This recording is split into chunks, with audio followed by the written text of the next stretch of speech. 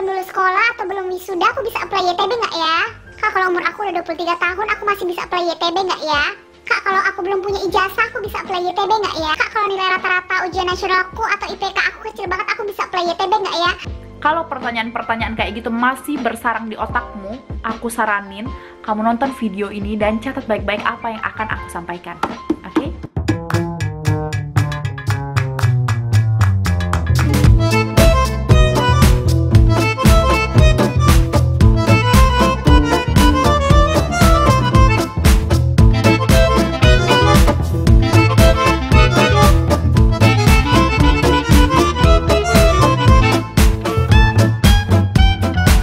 Assalamualaikum warahmatullahi wabarakatuh. Merhaba arkadaşlar, hoş geldiniz.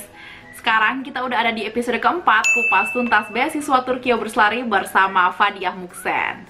Dan seperti biasa nih, di episode Kupas Tuntas Beasiswa Turkiye Berselari ini kita bakal bahas tentang beasiswa YTB, insya Allah sedetail-detailnya. Dan pada episode keempat ini kita bakal bahas beberapa hal, yaitu kriteria for applying, eligibility, and related frequently asked questions, atau kriteria dan syarat-syarat apa aja sih yang harus kamu penuhi kalau kamu mau mendaftar di full time scholarship program YTB ini, dan juga pertanyaan-pertanyaan yang paling sering ditanyakan untuk program beasiswa jenjang S1, S2, dan juga S3. Nah, jadi seperti yang udah kita pernah bahas sebelumnya, kalau beasiswa YTB ini ada dua tahap, yaitu tahap seleksi berkas dan juga interview. Nah, untuk apply di tahap berkas ini, kamu harus memenuhi beberapa syarat yang udah ditetapkan oleh YTB. Yuk, langsung aja kita cek syarat-syaratnya apa aja. Yang pertama itu ada minimum akademik kriteria, atau kriteria minimal akademik. Atau lebih gampangnya, berapa sih minimal nilai yang harus kamu miliki kalau kamu mau daftar di program YTB. Jadi yang pertama nih, kalau kamu mau apply di bachelor's degree atau jenjang S1, nilai minimal kamu adalah 70% dari 100%. Jadi kalau misalkan nilai maksimal UN atau ujian nasional itu maksimalnya 100, berarti 70% dari 100 adalah 70. Berarti yang boleh daftar YTB hanya yang punya nilai minimal ujian nasional 70 atau lebih dari 70. Kemudian yang kedua, untuk program master degree dan juga doktoral atau program S2 dan juga S3, syarat minimal IPK-nya adalah 75% dari 100%. Jadi kalau misalkan nilai maksimal IPK adalah 4,00, berarti 75% dari 4,00 adalah 3,00. Jadi untuk kalian yang mau daftar S2 atau S3, kalian harus punya IPK minimal 3,00 atau di atas 3,00. Kemudian yang terakhir, yang ketiga nih, untuk yang mau apply di program Health Sciences atau ilmu kesehatan. Contohnya itu yaitu jurusan medisin atau kedokteran, kemudian dentis atau kedokteran gigi, dan juga farmasi. Nilai minimal yang harus kalian miliki, entah itu untuk jenjang S1, S2, dan juga S3 adalah 90% dari 100%. Untuk S1 itu nilai ujian nasional atau nilai rapotnya minimalnya 90 dari 100 atau 90%. Terus kalau S2 dan S3 adalah 3,6 dari IPK 4,00.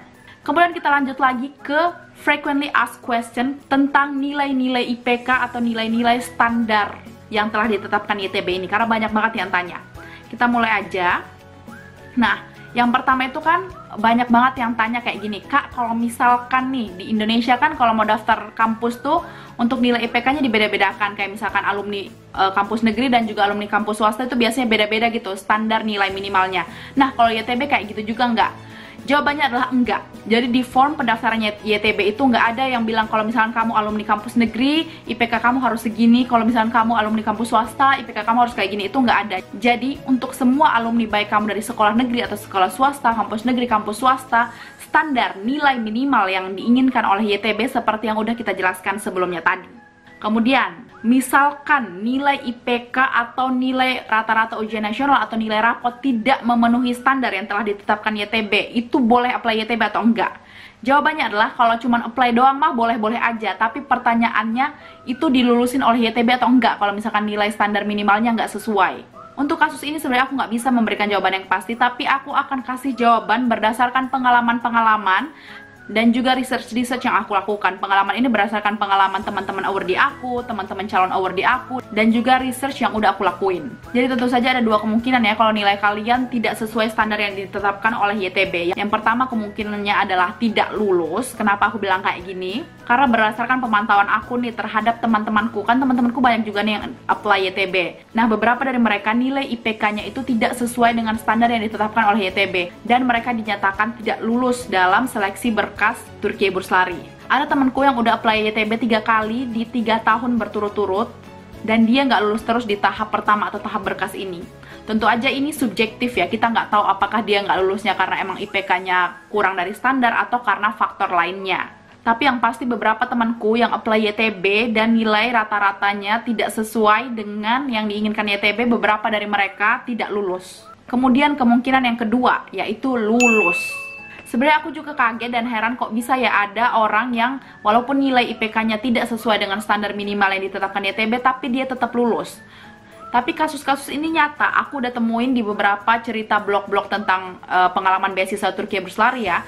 Ada beberapa orang yang beruntung yang memang lulus tahap seleksi walaupun IPK-nya kecil, dan ada juga yang sampai lulus menjadi awardee YTB, sampai kuliah di Turki gitu. Jadi untuk kesimpulan jawaban pertanyaan, gimana kalau misalkan nilai IPK aku di bawah standar yang ditetapkan oleh YTB? Jawabannya adalah coba aja dulu. Karena gini loh, aku benar-benar terinspirasi dengan satu quotes. Dia bilang gini, if you never try, you will never know. Dan ini benar, kalau kamu nggak pernah mencoba, kamu nggak bakal pernah tahu apa hasilnya. Dan sama untuk kasus ini, even nilai kamu jelek, IPK kamu jelek, kalau kamu nggak pernah coba apply YTB, kamu nggak bakal tahu. Jangan insecure dulu, jangan nggak pede dulu, nggak pede, nilai aku jelek banget, nggak mungkin aku bisa keterima beasiswa. Jangan kayak gitu dulu. Karena manusia itu nggak pernah tahu kapan keberuntungan dia datang, kapan rezeki dia datang, di mana takdirnya. Mungkin takdir kamu membawa kamu ke Turki, mungkin takdir kamu itu adalah kuliah di Turki dengan beasiswa Turkiye Burslari ini. Jadi jangan takut untuk mencoba.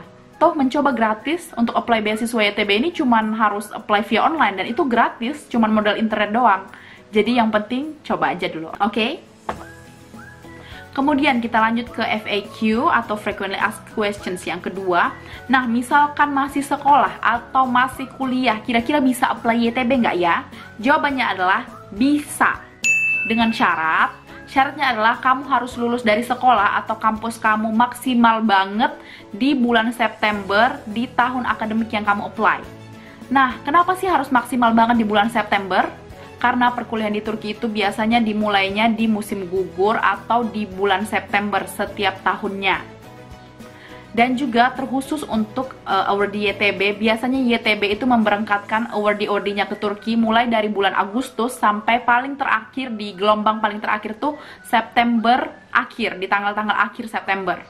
Jadi kayak aku kemarin, aku wisuda di September awal. Dan kemudian aku langsung berangkat 1 minggu setelah wisuda di bulan-bulan September itu. Nah, ada pertanyaan lain nih, misalkan kamu udah lulus beasiswa YTB, semua tahap tinggal berangkat ke Turki udah lulus, tapi di satu sisi kamu belum lulus kuliah, atau misalkan masih skripsian, atau belum selesai sidang skripsinya, atau belum lulus dan lain sebagainya. Nah, itu gimana nasib beasiswa YTB-nya? Nah, ini yang harus banget kalian hati-hati dan perhatikan saat apply beasiswa YTB. Misalkan kalian udah lulus nih di beasiswa YTB, udah keterima, udah selesai wawancara dan lain sebagainya, tapi kalian belum lulus dan belum sidang skripsi di kampus sampai bulan September akhir, nah itu otomatis beasiswa YTB kalian gugur. Kenapa gugur?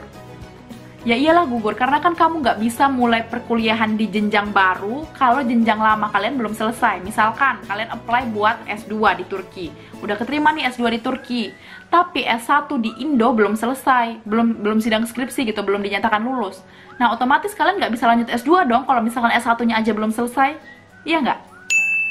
Maka dari itu kalau bisa aku saranin kalian harus hati-hati dan persiapkan dengan matang semua. Kalau emang kalian benar-benar niat untuk apply YTB dan yakin insya Allah akan lulus, kalian harus cepet-cepet selesaikan skripsi kalian. Jadi jangan sampai kalian lulus YTB tapi belum lulus sidang skripsi, atau belum dinyatakan lulus dari kampus sampai maksimal banget di bulan September yang aku bilang tadi.